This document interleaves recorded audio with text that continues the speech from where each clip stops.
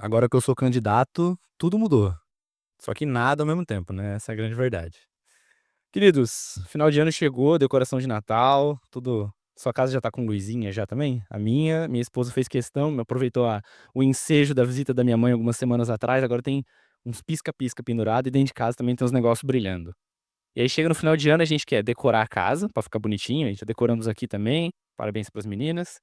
E também começamos a primeiro, falar que esse ano não dá pra fazer mais nada. É tipo uma quinta-feira, né, ninguém começa nada numa quinta-feira. "Não, o projeto vai começar hoje, quinta", não, então deixa pra segunda.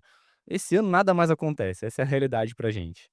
Mas a gente faz os planos pra frente, né, então a gente quer para o ano que vem. Então qualquer coisa que eu tô pensando pra agora que não tá bom, a gente tá projetando lá para o ano que vem. O pastor já falou isso, né, para o ano que vem algumas coisas a gente deseja melhoras, coisas do tipo, e é verdade. A gente faz planos do que precisa mudar para o ano que vem, é ganhar uns quilinhos, é perder uns quilinhos, né. Eu estava ouvindo um pastor pregar, e ele falou que tem um texto que virou o tema daquele ano dele, que é "Que eu diminua", achei o máximo. Um ótimo versículo para justificar a sua dieta. Mas não é bem por aí o texto, né. Às vezes você quer ser mais produtivo, né, tá sendo às vezes um pouco preguiçoso, ou às vezes até não tá sendo preguiçoso, mas precisa render mais, as coisas não estão dando certo. Às vezes você quer gastar agora mais tempo com a família, você já trabalhou demais na verdade, agora você quer gastar mais tempo em casa com a sua família. A gente às vezes começa a refletir, fala: "Não, eu preciso dar uns passos pra trás agora". Ou então, você quer, sei lá, você tem os seus planos, os seus desejos pra sua vida, para o seu trabalho, mas o pastor já disse uma dessas coisas, né, que esses planos podem ou não acontecer, mas o Senhor permanece. E para mim, essa é uma grande questão. O que tá como a sua meta principal para o ano que vem? É muito importante que a gente tenha o nosso coração diante de Deus. Qualquer um desses planos pode ser bom, pode ser ruim, às vezes é até meio misturado. É uma coisa boa, mas tem tanto desejo ruim por conta do pecado que acaba distorcendo as nossas metas. Então, algo que precisa ser a sua meta número um é a palavra de Deus. Hoje é o dia da Bíblia. E somente a Bíblia pode transformar o seu 2026. Somente a palavra é capaz de fazer algo novo. E não só novo aqui, mas para toda a eternidade. Então, isso é o tema dessa noite. Eu quero que você decore a palavra. Eu quero que ela se torne algo dentro de você nesse ano de 2026 e para toda a eternidade. Eu vou pedir para você abrir a sua Bíblia no Salmo 119. Salmo de número 119.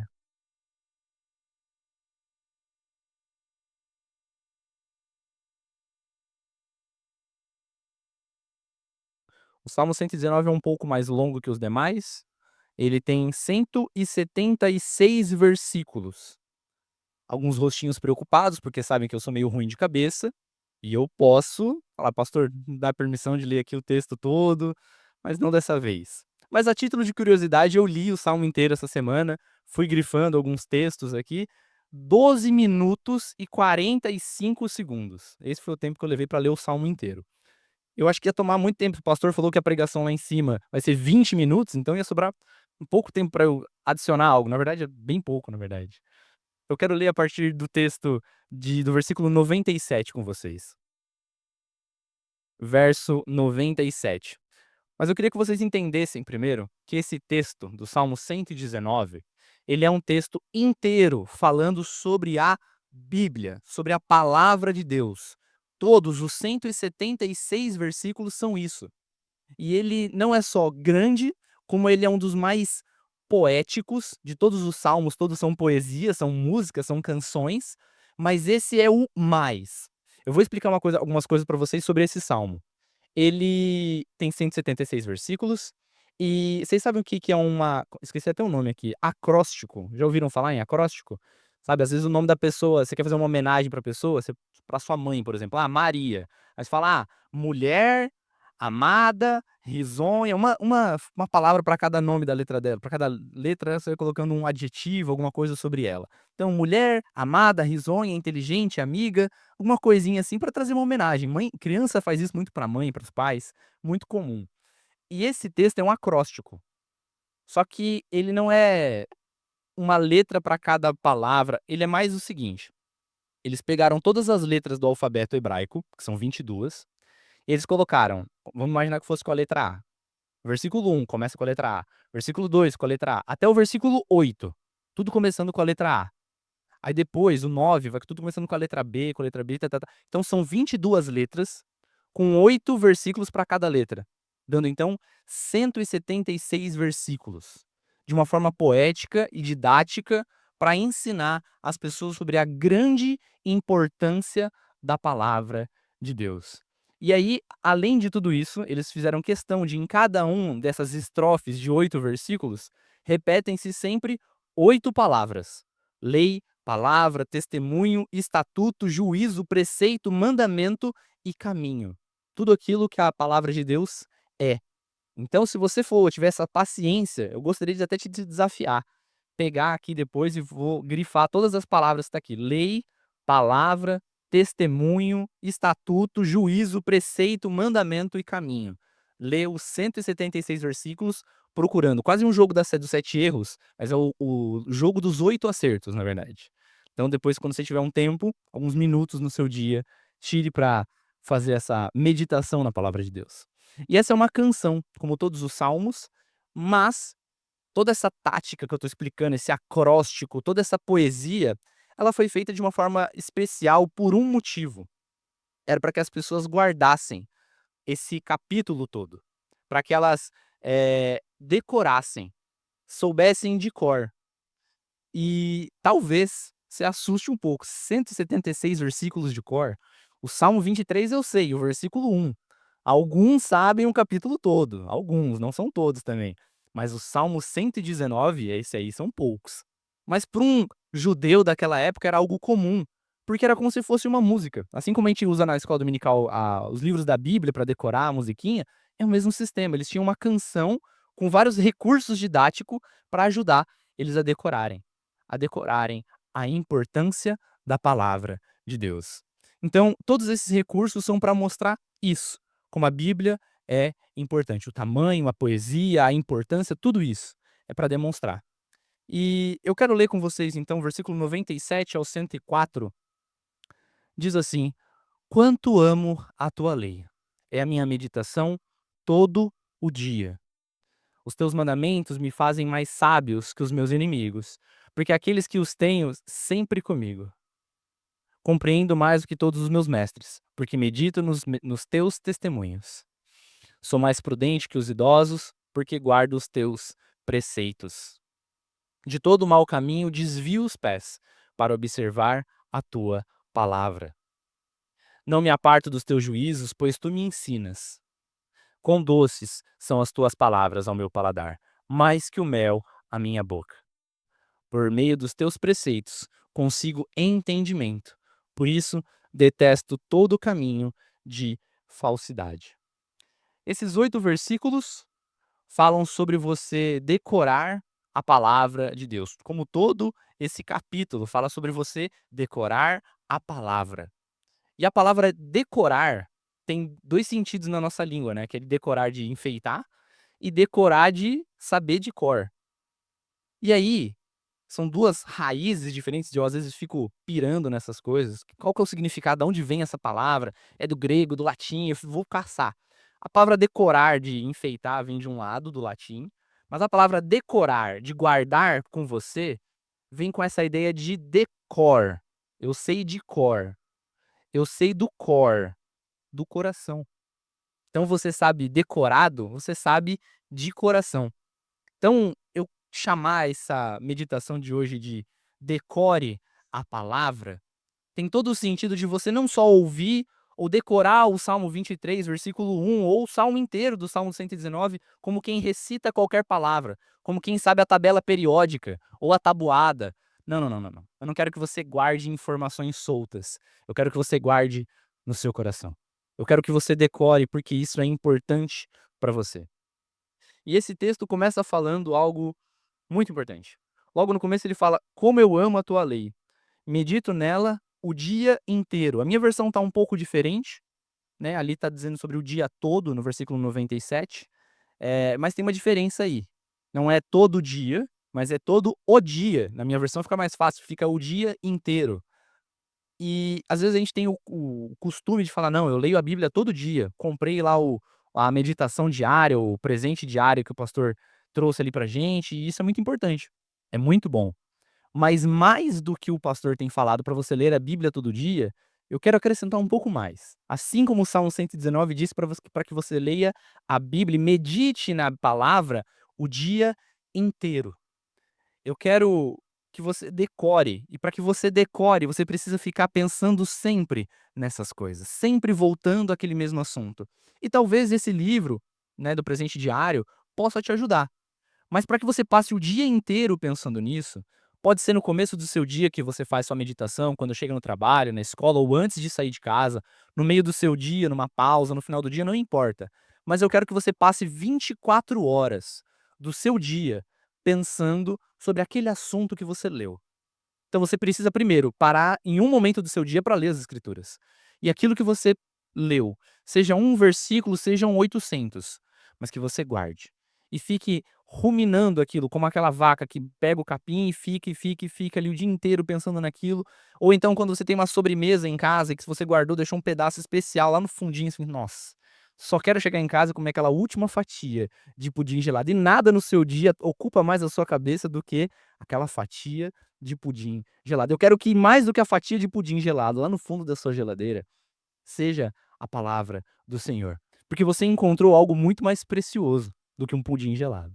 Você encontrou algo que te alimenta de verdade. E isso não pode sair da sua cabeça. Eu queria convidar você a fazer algumas coisas nesse sentido. Talvez você possa escrever em algum cantinho da sua Bíblia, ou um papelzinho, ou no seu celular, algo que mexeu com você, quando você leu aquela meditação, quando você leu aquele versículo, aquele capítulo, mas que você escreva, te ajuda a reter essas informações. Eu quero que você, se tiver coragem, poste. Se você tem alguma rede social lá, coloca o versículo que você leu, algo que você aprendeu, aquela sua anotação, você fala: "Nossa, acho que isso pode ser importante para alguma pessoa". Talvez você não queira postar para todo mundo ver, mas você pensou em alguém que pode ser fortalecido por essa palavra. Mas veja bem, tá, eu não quero que você fique mandando indireta no WhatsApp pra ninguém, não é isso. Não é pra confrontar só. Se você tem um bom amigo que você consegue confrontar com amor, bênção, mas não é pra ficar: "Nossa, aquele lá é pecador demais, eu só vou enviar pra ele lá, ele que entenda". Não é por esse caminho. Essa palavra precisa falar com a gente primeiro. Então ela primeiro vem com a gente, e depois a gente pode compartilhar.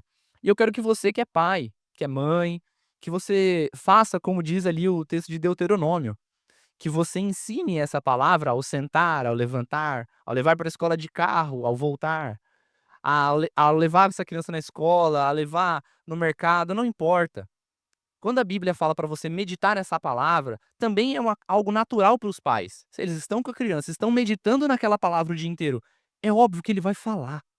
É óbvio que a gente vai compartilhar com quem está perto da gente.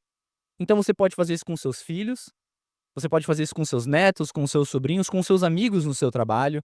Você compartilha aquilo que você recebeu. Então, se você pode começar em 2026 esse raciocínio, eu gostaria que não começasse em 2026. Queria que começasse amanhã, amanhã já é segunda. Não precisa de outro motivo, não precisa de ser mais pra frente. A gente não sabe o dia e a hora que todas as coisas terão fim. A gente não sabe quando todas as coisas serão feitas novas e Jesus vai voltar e você falou: "Poxa, eu devia ter compartilhado com aquele meu amigo. Poxa, meu filho não ouviu da minha boca quem é Jesus Cristo e o que ele fez". Se você tem recebido essa chuva de bênçãos, que você possa molhar as outras pessoas, que você possa estar tão encharcado dessa palavra, que ninguém que está perto de você possa ficar seco.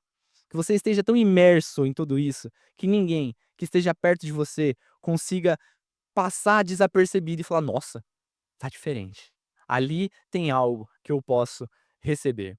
Mas ao mesmo tempo esse texto fala sobre você amar uma lei. Eu sei que na nossa igreja nós temos alguns juízes, a gente tem advogados, acho que juízes não, né, mas temos advogados, pessoas ligadas ao direito, fizeram direito, estudaram bastante. Eu não sei se é o prazer deles, pelo menos o meu não é, de pegar aquele livro de leis gigantesco que eles têm na faculdade lá e ficar: "Nossa, que delícia, olha, eu vou passar uma tarde inteira só meditando nessas leis aqui". Não faz muito sentido pra gente. Amar a lei é um negócio muito esquisito, mas tem alguns momentos que a gente ama a lei. Por exemplo, o direito do consumidor, é uma lei. Aí vem um negócio quebrado, você: "Opa, É meu direito, tá na lei, amigo, você precisa trocar esse item aqui, eu não quero mais, pode devolver meu dinheiro. Aí a gente ama a lei, aí a gente dá o valor. A gente para proteger as mulheres existe a Lei Maria da Penha, então um cuidado a mais com quem necessita. Nós também temos outras leis como o direito à saúde, que foi muito útil nas últimas semanas lá em casa. Diego estava meio doentinho, estava com tosse, não sei o quê, graças a Deus a gente pôde levar no médico. E ele recebeu atendimento, recebeu os remédios de graça, olha que bênção. Isso aí lá fora é um céu pra eles, isso aí é coisa de outro mundo. Aqui no Brasil a gente tem isso de forma gratuita, uma benção. Tem vezes que funciona mais, tem vezes que funciona menos, mas esse é o mundo que a gente vive, é um mundo de pecado, nem tudo é perfeito. Por isso existem as leis, por isso que existe o remédio, porque a gente vive num mundo de pecado, de doença, de tristeza. E o Diego ele não gosta muito de ficar doente, assim como ninguém aqui. Mas parece que ele gosta menos ainda de tomar remédio. Porque se pra gente que já é grande, tomar remédio não é fácil, você fala: "Ah, não, muito ruim, ai engasga com um negócio aqui, o gosto é ruim, nada é bom, ai ficar tomando soro, não quero, ai injeção nunca tomei, não nem quero". A gente com remédio já fica um negócio meio distante, mas criança, parecia que a gente estava tentando massacrar o menino lá dentro de casa. Precisava segurar o braço, o outro braço, o pescoço, a perna, é pequenininho, mas tá forte. Rapaz, se ele não queria tomar esse remédio, mas a gente sabia que era bom, a gente sabia que era necessário pra vida dele, pra que ele sobrevivesse, pra que ele fosse pra frente, mas ele não sabia. E a palavra de Deus é igual, é uma lei. E às vezes a gente fala: "Ah, eu não quero, eu não gosto desse negócio aqui eu não tô muito fã", mas o Senhor sabe o que é melhor. É por isso que ele institui leis, pra que você cumpra, pra que você faça aquilo que é melhor. E eu queria que você prestasse muita atenção nisso. O maior capítulo de todos os livros da Bíblia, de tudo, é sobre a palavra de Deus. Todas as vezes que você vem à igreja, nós lemos a palavra de Deus. Sempre que é necessário um conselho para uma pessoa, você precisa voltar para a palavra de Deus. Todas as coisas que um cristão faz, tem que recorrer à palavra de Deus. A forma que o Deus eterno e infinito escolheu para se revelar para a gente não foi um vídeo, não foi um áudio, foi a palavra. E como a gente vira as costas para a coisa que é mais importante tantas vezes ao longo do nosso dia, do nosso mês, da nossa vida. Quantas vezes eu não procurei a palavra de Deus quando eu mais precisava e recorri a outros lugares achando que aquilo me faria mais feliz e teria uma resposta. A gente gosta de ouvir pessoas de sucesso falando. E a gente fala: "Não, ele tem dinheiro, ele parece feliz nas fotos, nos vídeos, tem uma empresa grande, eu posso confiar no que ele diz". Talvez, para alguns assuntos, mas existe para todos os assuntos a palavra do Senhor em todos os aspectos da sua vida. O Senhor tem algo a dizer para você. Só que nós viramos as costas. Nós, às vezes, falamos: "Não, isso dói, então eu não quero". E às vezes eu trago algumas palavras doloridas nos sermões. E às vezes a gente ouve a brincadeira, mas com muito amor. "O Henrique bateu hoje, né?".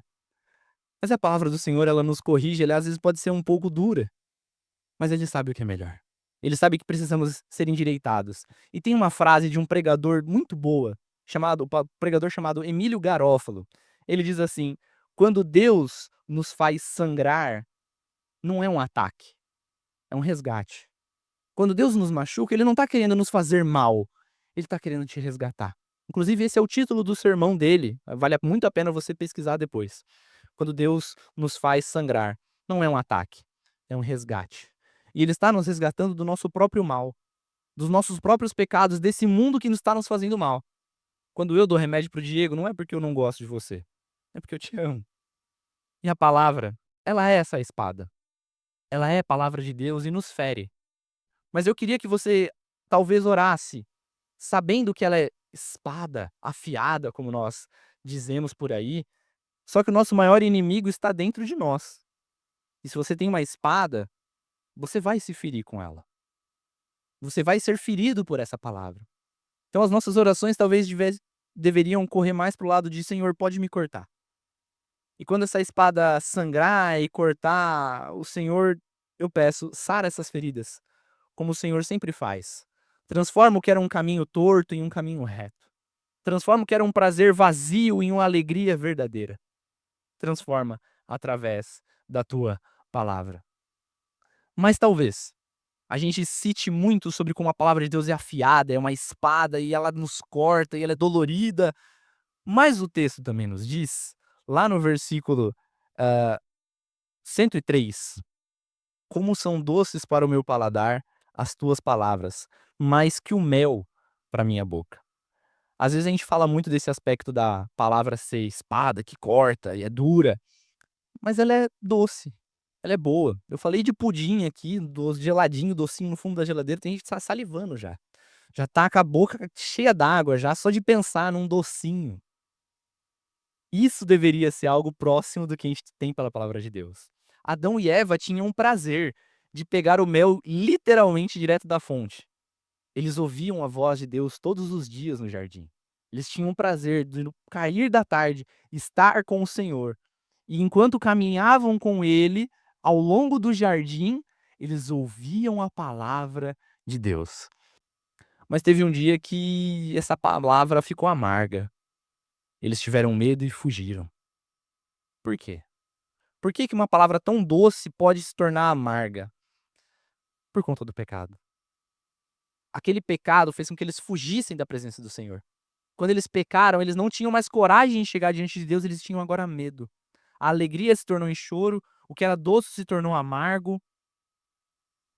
Existe uma citação de um antigo cristão chamado Agostinho, e ele diz assim: "O pão é agradável ao paladar sadio, mas é amargo ao paladar enfermo". Já comeu o pão quando estava doente?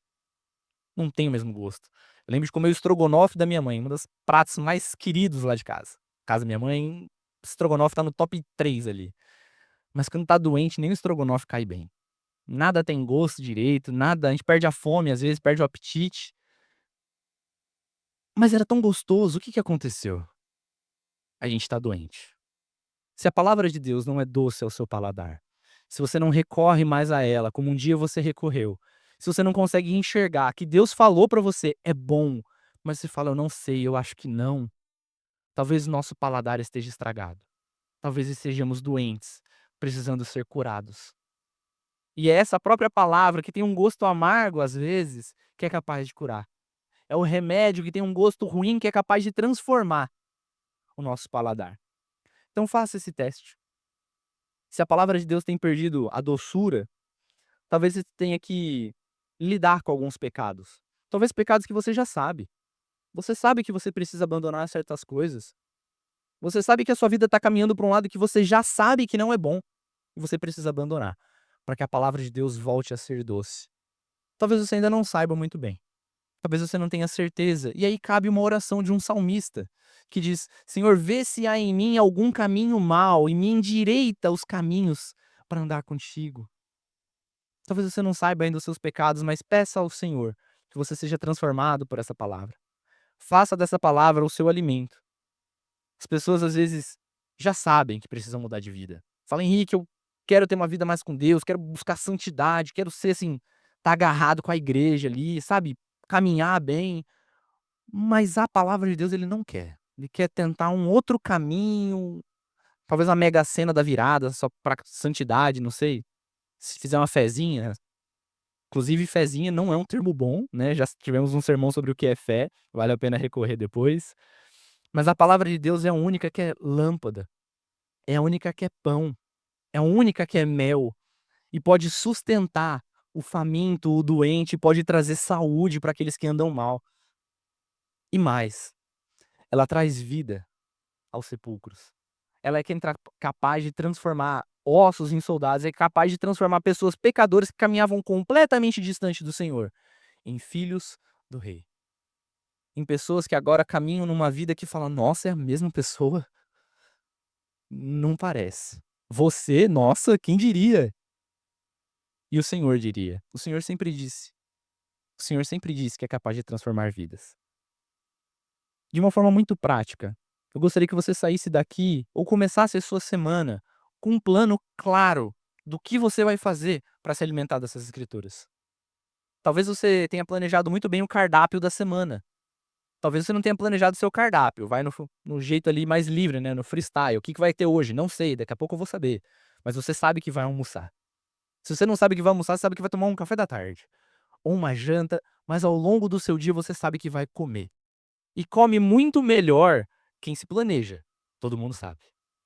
se planeje para se alimentar das Escrituras. Saia daqui com um plano de talvez, Henrique, vou ler a Bíblia toda ano que vem, glória a Deus. Mas aí você falhou no dia 15 de janeiro. Ah, Henrique, não deu certo. É dia 17, já falhei. Mas volta. Continua de onde você parou, não importa.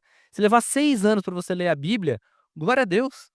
Tem crente que tem 80 e não leu mais do que 3 capítulos da Bíblia. Não leu fora da igreja. Ninguém sobrevive comendo só no domingo. Então saia daqui com uma clareza do que você vai fazer. Talvez seja a Bíblia toda, mas talvez seja, Henrique, eu vou ler um versículo por dia. Glória a Deus. Decore esses versículos. Guarda no seu coração. Guarda todas essas coisas que você tem aprendido do Senhor para que você se alimente e alimente quem está perto de você. E eu quero que você entenda que a palavra lida, como a gente tem aqui hoje, é um privilégio muito recente. Aproximadamente aí uns 500 anos. Ter papel, assim, com todo mundo com um papelzinho na mão, facilidade, tecnologia então no celular, é algo de 500 anos pra cá. Em 1500 que inventaram esse negócio de imprimir. E antes disso ninguém tinha. E como as pessoas se alimentavam da palavra? Era no domingo, na quarta-feira, na terça, na segunda, e quando eles iam à igreja ouvir as pregações. Porque ali tinha uma Bíblia para que as pessoas pudessem ler. Ali tinham pastores que podiam ensinar sobre a palavra de Deus. Ali tinham pessoas que conheciam e podiam alimentar o próximo. E elas se alimentavam e alimentavam os demais. E nós temos recursos quase que infinitos ao nosso alcance. Já citei pelo menos 2 sermões que você pode ouvir ao longo da sua semana. Uns mais ou menos, que são os meus e de grandes pregadores, muito melhores que você pode recorrer, mas você pode se alimentar ao longo da semana dessa palavra pregada. Henrique, eu tenho dificuldade de ler, pois então ouça. Ouça pregações, reassista pregações da nossa igreja, de outros grandes pregadores, mas não passe fome. Não deixe seu coração vazio, para de buscar em outros lugares aquilo que você sabe que só a palavra de Deus pode te entregar. Mas aqui vem uma pequena aspas. Veja bem quem que você está ouvindo. Tem muito crente, pastor e qualquer outro título que ele queira dar para si, que não está falando da palavra. Ele está querendo te agradar. E se ele está te agradando muito, toma um pouco de cuidado. Provavelmente, ele não está pregando a palavra. Henrique, tô na dúvida. Pastor Nilson é bom de saber essas coisas. Vou mandar para ele. E agora, como eu sou candidato, ele vai falar: não, pergunta lá pro Henrique. Então, estaremos à disposição. Henrique, eu quero ouvir um sermão sobre tal assunto. Eu faço questão de achar algo para você. Mas não fique longe dessas escrituras. Henrique, o quanto eu tenho que fazer? Aquilo que você puder. Mas não deixe de fazer. Então, insira a sua Bíblia no cotidiano. Faça parte dos cultos. Nós temos cultos aos domingos e às quartas-feiras. Fora os pequenos grupos que às vezes temos nas casas, os adolescentes se reúnem, algumas mulheres se reúnem, os homens estão querendo voltar a se reunir. Irmãos, valorize os encontros em comunhão aqui na igreja, participe dos cultos. Tem alguns rostos que a gente fala: nossa, estava de férias da igreja? Era só da igreja? Não, estava viajando mesmo. Ah, menos mal. Mas tem crente que parece que é turista, aparece aqui de vez em quando, depois vai e não volta. Mora na cidade, mas parece que tá fora. Não sei. Irmãos, estamos aqui. Esteja conosco, seja a igreja, participe dos cultos. As quartas-feiras tem muitas vezes que nós passamos tristezas aqui. 2 pessoas, 3. Graças ao bom Senhor, a transmissão coloca mais uns 2, 3, 5 às vezes. Bênção. Mas nós queremos ver vocês aqui às quartas-feiras. Aos encontros com os adolescentes, nós já tivemos aqui quase 20 adolescentes reunidos. Recentemente o número vem caindo, vai ficando triste. As atividades no começo do ano sempre começam com muita empolgação, mas depois vão caindo. Não perca o ânimo. Não perca suas forças, mantenha-se firme com a igreja, com o Senhor e com a sua palavra. E por último, versículo 98 ao 102, diz assim: Os teus mandamentos me tornam mais sábios que os meus inimigos. Portanto, estão sempre comigo. Tenho mais discernimento que todos os meus mestres, pois medito nos meus testemunhos. Tenho mais entendimento que os anciãos, pois obedeço os teus preceitos. Afasta os pés de todo o caminho mau para obedecer a tua palavra. Não me afasto das tuas ordenanças, pois tu me ensinas. Versículo 104 agora. Ganho entendimento por meio dos teus preceitos. Por isso, odeio todo caminho de falsidade. O versículo 98 tem um cheirinho de arrogância, né? Ele fala: tenho mais discernimento que todos os meus mestres. Desculpa, 98. Os teus mandamentos me tornam mais sábios que os meus inimigos, porquanto estão sempre comigo. E essa arrogância ela é muito comum, né. Eu, pelo menos, sou o top 3 arrogantes da face da terra, estamos ali disputando sempre. E quando eu cheguei no IBEL, os 6 primeiros meses, para não dizer o primeiro ano inteiro, uma arrogância, meia dúzia de bíblia que eu aprendi, eu falei: "Não, agora eu sei das coisas. Pode perguntar qualquer coisa que agora eu tô entendido". E nada te dá mais arrogância de que conhecer um pouco de um assunto. E aí parece que ele tá sendo muito arrogante nesse texto, mas não é isso. Se você prestar atenção, ele tá falando que ele conhece a Bíblia e tem mais discernimento, é mais sábio que os inimigos dele. E os salmos quase como um todo, meus irmãos, eles vão fazendo essa comparação entre aquele que segue a palavra de Deus e aquele que odeia a palavra de Deus, aquele que odeia o Senhor, aqueles que são inimigos de Deus, aqueles que são insensatos, burros, se a gente vai ser muito sincero aqui.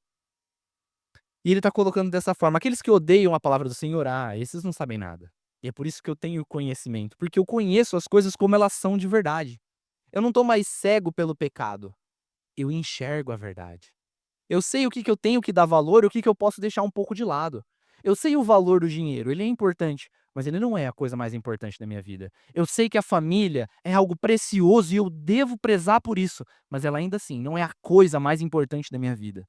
Existe um Senhor acima de tudo isso, que me faz enxergar agora todas as coisas, através dessa palavra, como elas são. Então por que que eu não posso confiar em um grande empresário que tem muito sucesso? Porque ele enxerga uma realidade distorcida. Por que que eu não posso confiar nos conselhos de outras pessoas que não seguem as escrituras? Porque eles não têm bons conselhos, eles são insensatos. Aquele que segue as escrituras, que conhece as escrituras, tem mais sabedoria, porque enxerga a realidade. Os descrentes valorizam coisas que nós não devemos valorizar. E o versículo 99 diz: "Tenho mais discernimento que todos os meus mestres, pois medito nos teus testemunhos". Agora ficou estranho. Que Henrique, ele tá falando dos inimigos, agora tá falando que ele é mais sábio que os seus mestres? Você tá falando que você sabe mais que o pastor Nilson? Você é só o candidato, calma, segura. Eu sei, irmãos, calma. Não é esse o ponto. Mas vejam, existem pessoas muito mais velhas que talvez não saibam o quanto eu sei de Bíblia. Isso não é arrogância. É tempo exposto às escrituras, tempo gastando aprendendo sobre elas. E existem pessoas muito mais novas do que eu que sabem muito mais de Bíblia. E por isso são muito mais sábios em diversos assuntos. Não foram poucas as vezes que, chegando num encontro com adolescentes ou com pessoas mais novas, que a gente sai de lá aprendendo coisas sobre as escrituras. Porque eles conhecem, porque meditam nas escrituras. No IBEL, eu era um pouco mais velho que a média e frequentemente estava aprendendo com os meus colegas de classe. Existem aqui na nossa igreja nós não temos mais presbíteros, e o termo presbítero tem o termo de chamar de ancião, né, uma pessoa um pouco mais velha, tem esse sentido também. Presbíteros, anciãos, pessoas de idade de 30 anos.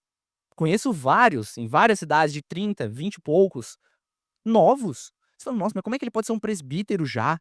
Porque maturidade não tem a ver com idade.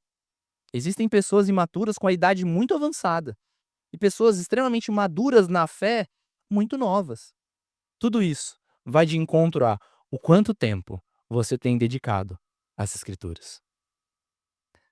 Então, esse texto é o que é capaz de mudar a maturidade, a imaturidade, o crescimento, a sabedoria, o ter bons conselhos. Vocês se lembram de Jesus com 12 anos chegando no templo? Ele senta e começa a ensinar os sábios, respondeu perguntas dos sábios que estavam no templo ensinando. Eles se sentam aos pés de Jesus, porque agora ele era mais sábio do que eles, mas ele só tinha 12 anos. Mas ele é Deus, Henrique. Mas ele era o Deus encarnado.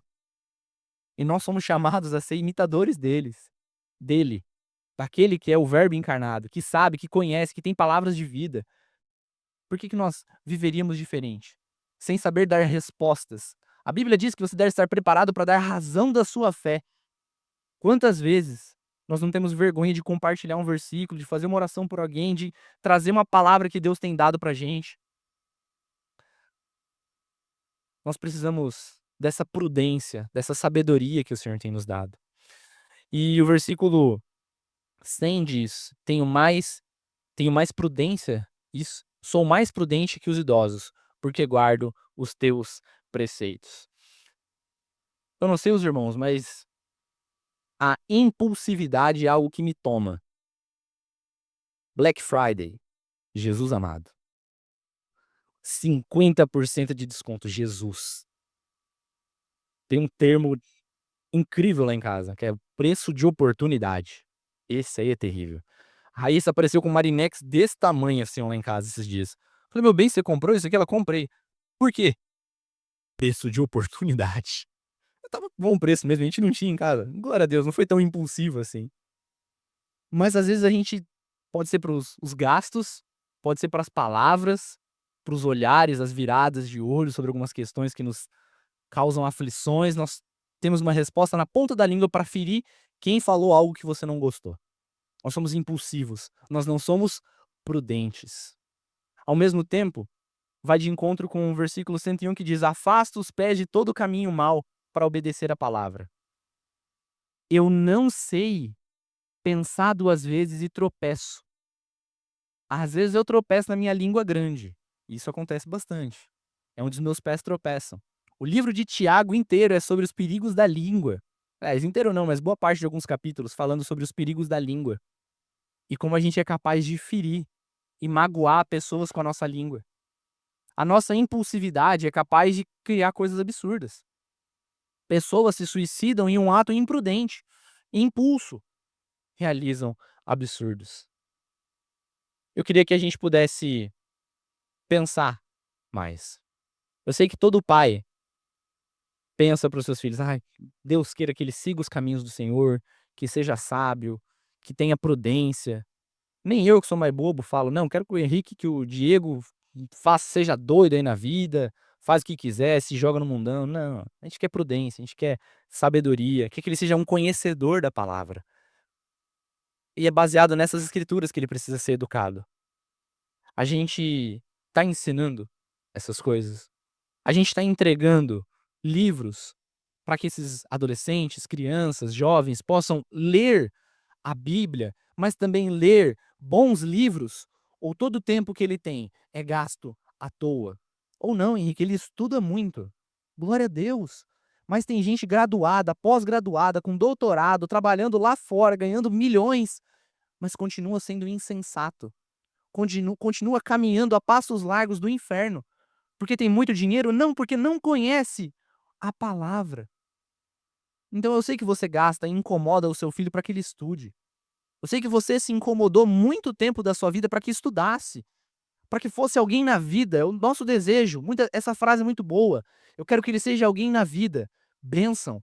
Mas e na próxima? E na que há de vir? Qual o tamanho da preocupação para essa vida que está por vir? Nós investimos muito tempo em muita coisa e pouco tempo no que é o mais importante. Você quer aprender da palavra de Deus? Ele te ensina. Versículo 102. Não me afasto das tuas ordenanças, pois tu mesmo me ensinas. Aquele que quer aprender, aprende do próprio Senhor. Essas são palavras do próprio Deus. Quando eu prego aqui e algo vem de encontro ao seu coração e está de acordo com a palavra de Deus, não sou eu dizendo, é o próprio Senhor. São palavras que vêm dos céus. É o próprio Senhor que te ensina e transforma você. Eu não sou capaz de transformar ninguém. Pastor nenhum. Ninguém é capaz de transformar o outro. Mas a palavra do Senhor traz vida, transforma. E às vezes a gente quer aprender com grandes pessoas na sociedade, fala: não, se eu aprendesse de futebol com tal jogador, eu seria grande. Se eu aprendesse a ser empresário com grandes empresários, eu seria alguém. Se eu aprendesse a ser mãe com tal pessoa, eu seria uma mãe incrível. Aprenda a ser santo com o grande Deus de santidade. Aprenda a ser sábio com o grande Deus da sabedoria. Aprenda do Senhor com o próprio Senhor.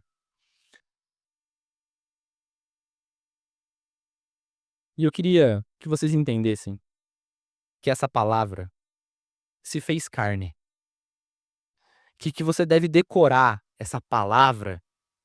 Só que não é simplesmente essas letras, mas o próprio Deus que se encarnou. A comemoração do Natal é por isso, porque ele se fez carne, porque ele habitou entre nós e ele é o Verbo encarnado.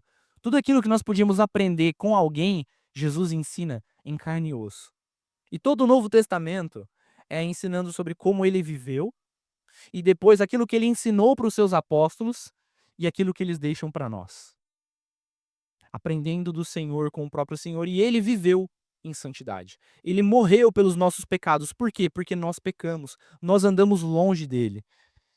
E nós podemos ter uma esperança, que há uma vida transformadora aqui com ele. E todos os dias ele pode nos transformar. E que na eternidade nós seremos igual a ele. Todos os dias nós devemos buscar essa semelhança. Ele morreu, ressuscitou e continua nos transformando. Se coloque de pé para que a gente possa orar.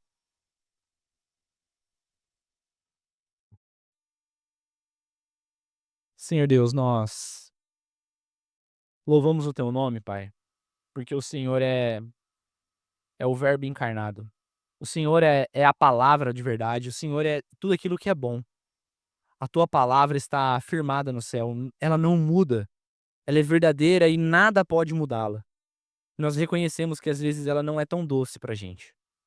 O nosso paladar enxerga ela como amarga, como ruim, e às vezes nos afastamos, Pai. Mas tem misericórdia de nós. Nos fere com a tua palavra, endireita os nossos caminhos e que mesmo nos dias amargos, mesmo nos dias difíceis, que a gente possa recorrer à tua doce palavra e ser moldado e transformado e ajudado por ela. Que nós sejamos transformados nas nossas ações simples, que as nossas impulsividades não existam, que nós não sejamos mais afiados com a nossa língua, que nós não gastemos o nosso dinheiro como quem não se importa com mais nada, mas transforma os nossos corações e as nossas mentes para sermos diferentes, sermos sábios e prudentes conforme o Senhor. E que a nossa pouca idade ou a nossa muita idade não seja um empecilho para nada que o Senhor tem para as nossas vidas. E que o nosso ano de 2026 seja transformado pelo Senhor para toda a eternidade. Mas que começamos hoje esse processo. Em nome de Jesus. Amém.